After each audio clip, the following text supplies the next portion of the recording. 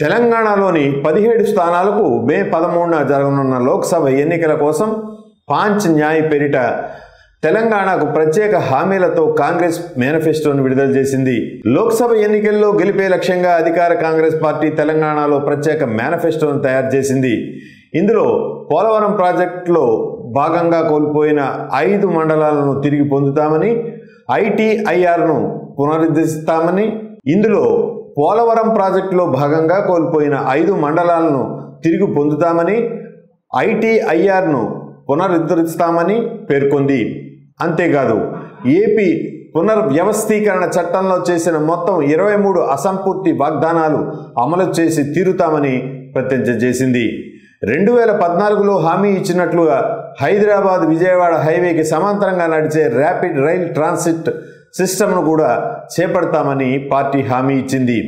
అంతేకాదు, తెలంగాణలో సుప్రీంకోర్టు బెంచ్ను ఏర్పాటు చేస్తామని పేర్కొంది.